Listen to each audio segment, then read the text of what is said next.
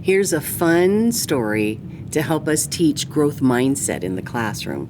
It's titled Skater Cielo, and it's written and illustrated by Rachel Katstaller. Skater Cielo. Cielo loved to skateboard. She had a steezy push and a good pop, and sometimes it looked like she was flying. When she had a board under her feet, her ordinary town transformed into the most extraordinary skate park. Sidewalks became obstacles to ollie up, rails turned into hippie jumps, and streets changed into speedy downhill rides. When she skated, nothing could stop her. One day, a park with deep pools opened. The biggest pool looked high from the top, super high. And from the bottom, it looked like the mouth of a whale. So that's what everyone called it. All the skaters were crazy about it, and Cielo was too. Cielo waited for her turn at the whale. Then, as she had seen the others do, she dropped in. She fumbled and tumbled and slammed to a stop next to her board. She got up on shaky legs. She wasn't hurt, but she'd never fallen like that before. Cielo hurried out of the skate park. If she couldn't skate the whale, at least she could still do her ollies, land hippie jumps, and ride downhill. Oh, Cielo couldn't stand it. She lost her cool. Cielo walked home and shoved her skateboard into the back of her closet. She didn't want to look at it ever again. Whenever Cielo passed the skate park, she'd see the whale from a distance and shiver. "Hey!" a girl shouted. "Didn't you used to skate?" "I'm the worst skateboarder in the world," Cielo mumbled. "No, you're not. I've seen what you can do. Come and skate with me and Miro." Cielo's new friends, Mia and Miro, were great skaters. Together they zoomed in and out of the pool.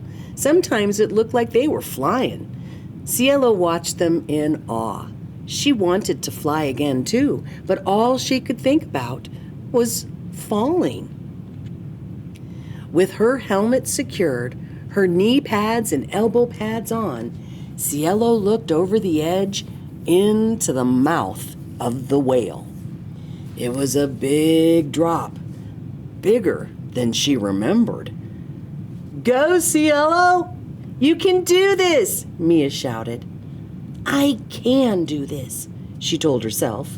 She ignored her shaky knees and dropped in. She flew, then tumbled and slammed so hard that tears were forced out of her eyes. "I can't do this," Cielo cried. Miro skated up.